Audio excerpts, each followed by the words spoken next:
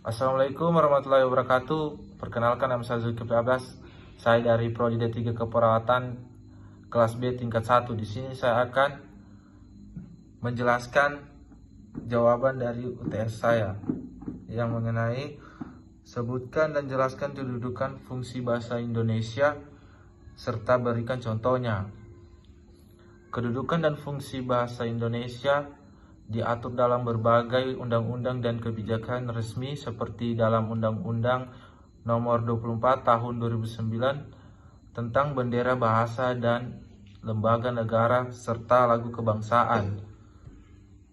Kedudukan bahasa Indonesia yang pertama sebagai bahasa nasional, bahasa pemersatu bangsa. Bahasa Indonesia menyatukan berbagai suku, budaya, dan bahasa daerah yang beragam di Indonesia. Contohnya, di berbagai daerah memiliki bahasa lokal berbeda seperti di Bali, Aceh, dan Papua.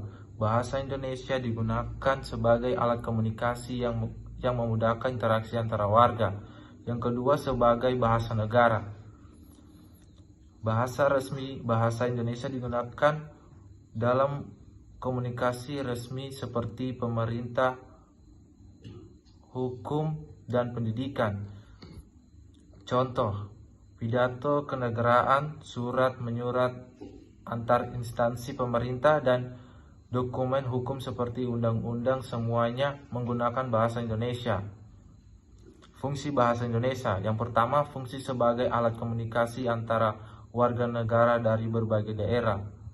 Bahasa Indonesia berfungsi sebagai sarana komunikasi antara penduduk yang berasal dari berbagai suku dengan bahasa daerah yang berbeda. Contohnya, orang Jawa yang tidak menguasai bahasa Batak dalam berbicara menggunakan bahasa Indonesia saat berkomunikasi dengan orang Batak. Yang kedua, fungsi sebagai alat pengembangan kebudayaan nasional. Bahasa Indonesia digunakan untuk mengungkapkan nilai-nilai budaya nasional serta menyebarluaskan karya sastra dan budaya di seluruh penjuru negeri. Contohnya, banyak novel, lagu, atau karya seni lainnya ditertibkan dalam bahasa Indonesia sehingga dapat dinikmati oleh seluruh masyarakat Indonesia. Yang ketiga, fungsi sebagai alat komunikasi resmi dalam urusan pemerintah dan pendidikan. Bahasa Indonesia dipakai dalam segala urusan kenegaraan, termaksud komunikasi antara instansi pemerintah, sekolah, dan universitas.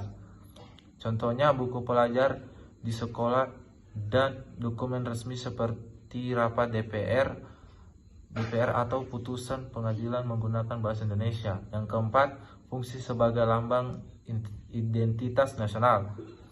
Bahasa Indonesia menjadi salah satu lambang kedaulatan negara dan kebanggaan sebagai warga. Baik, nomor 2, jelaskan pengertian ragam Indonesia dan berikan masing-masing contohnya. Ragam bahasa Indonesia adalah variasi penggunaan bahasa yang berbeda-beda sesuai dengan situasi, kondisi, dan tujuan komunikasi. Yang pertama, ragam bahasa formal. Ragam bahasa formal adalah bahasa yang digunakan dalam situasi resmi seperti pidato, surat menyurat resmi, seminar, dan tulisan ilmiah. Contohnya, dalam rapat kami mengharapkan kehadiran saudara pada rapat yang akan dilaksanakan besok pukul 10 di ruangan pertemuan. Yang kedua, ragam bahasa nonformal. Ragam bahasa nonformal adalah bahasa yang digunakan dalam situasi santai atau akrab seperti berbicara dengan teman atau keluarga. Bahasa yang digunakan lebih santai, kadang-kadang tidak baku dan tidak terlalu terkait oleh aturan tata bahasa yang ketat. Contohnya, dalam percakapan sehari-hari, kamu besok mau nonton gak? Dalam chat, gimana kabar lu? Lama ini gak ketemu. Yang selanjutnya, ragam bahasa ilmiah digunakan dalam konteks akademik atau penelitian, misalnya dalam jurnal atau artikel ilmiah. Contohnya, hasil ujian hipotesis menunjukkan bahwa variabel X signifikan terhadap variabel Y. Yang selanjutnya, ragam bahasa sastra. Digunakan dalam karya sastra seperti puisi atau novel. Biasanya menggunakan gaya bahasa yang lebih estetis dan kiasan. Contohnya kehidupan dalam laut yang penuh gelombang, namun harapan adalah layar yang membimbing perahu kita menuju pantai impian. Yang selanjutnya, ragam bahasa jurnalistik. Digunakan dalam berita atau artikel jurnalistik, biasanya lebih ringkas dan informatif. Contohnya, gempa berkekuatan 6,5 skala Richter mengguncang wilayah timur di Indonesia pada pagi hari ini. Yang ketiga ialah jelaskan apa itu ejaan dan tanda baca dan berikan masing-masing contohnya. Ejaan adalah aturan tentang cara menulis kata-kata dalam suatu bahasa, termasuk cara penulisan huruf, suku kata, dan gabungan kata. Ejaan mengucapkan hal-hal seperti penulisan huruf kapital, penggunaan huruf besar dan kecil, serta penulisan kata sarapan. Contohnya ejaan. Kata aktivitas ditulis dengan V bukan F. Penggunaan huruf kapital di Indonesia. Huruf pertama kata benda, nama, diri ditulisan dengan huruf kapital. Tanda baca. Tanda baca adalah simbol yang digunakan dalam tulisan menunjukkan struktur kalimat, jeda intonasi, serta untuk memperjelas makna. Beberapa tanda baca yang sering digunakan meliputi titik, koma, tanda tanya, dan tanda seru. Contohnya tanda baca, dia suka membaca, menulis, berlari. Titik, saya pergi ke sekolah. Yang keempat, jelaskan pengertian diksi dan berikan contohnya dalam kalimat. Diksi adalah pilihan kata yang digunakan oleh penulis atau pembicara untuk menyampaikan ide, perasaan, atau suasana tertentu.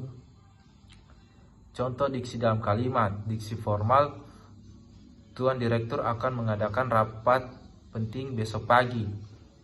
Kata tuan dan mengadakan menunjukkan suasana formal. Diksi formal, besok Pak Direktur bakal ngadain rapat penting. Kata Pak dan bakal ngadain menunjukkan suasana yang lebih santai dan informal. Nomor 5, berikan contoh seperti apa itu kalimat efektif dan jelaskan pengertiannya. Kalimat efektif adalah kalimat yang dapat menyampaikan pesan atau informasi dengan jelas, tepat, dan mudah dipahami oleh pembaca atau pendengar. Ciri-ciri kalimat efektif. Yang pertama, kehematan, tidak menggunakan kata-kata yang tidak perlu. Yang kedua, kejelasan, pesan yang disampaikan mudah dimengerti. Yang ketiga, kesimpulan, hubungan antara unsur kalimat jelas dan struktur. Yang keempat adalah ketepatan, menggunakan kata-kata yang sesuai dengan konteks. Contoh kalimat efektif. Yang pertama, sebelum, dia adalah seorang mahasiswa yang sangat cerdas dan pintar dalam setiap mata pelajaran yang dipelajari di kampus. Yang kedua, sesudah, dia adalah mahasiswa yang cerdas di setiap mata pelajaran di kampus. Penjelasan. Kalimat pertama bertele-tele dan mengulangi informasi yang sama. Cerdas dan pintar dipelajari di kampus. Kalimat kedua lebih singkat, padat, namun tepat menyampaikan pesan yang sama. Yang keenam, jelaskan pengertian paragraf dan jelaskan pula pengertian paragraf, deskripsi, eksposisi, narasi, argumentasi, dan persuasif. Paragraf adalah kumpulan kalimat yang berkaitan satu sama lain dan membahas satu ide pokok atau topik tertentu. Jenis-jenis paragraf dan pengertiannya. Paragraf deskripsi. Pengertiannya, paragraf yang bertunjuk menggambarkan suatu objek, tempat, orang, atau suasana rinci sehingga pembaca seolah-olah dapat merasakan atau melihat apa yang dideskripsikan. Contohnya, pantai itu putih lembut dengan air laut berwarna biru. Kehijauan yang tenang. Di kejauhan burung-burung camar terbang rendah di atas permukaan air. Yang kedua, paragraf eksposisi. Pengertiannya paragraf yang bertujuan memberikan informasi atau penjelasan mengenai suatu topik secara objektif.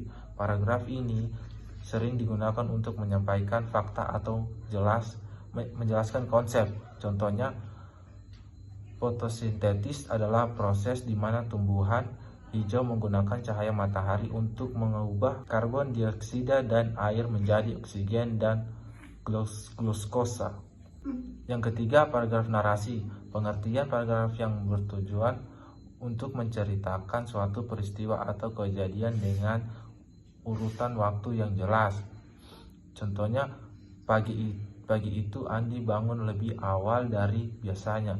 Setelah sarapan, dia bergegas ke sekolah karena ada ujian penting yang harus dia hadapi.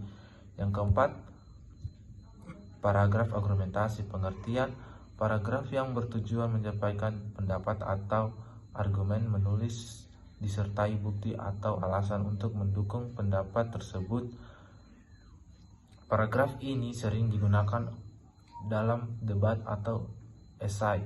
Contoh, penggunaan kendaraan listrik harus segera diadopsi oleh masyarakat karena lebih ramah lingkungan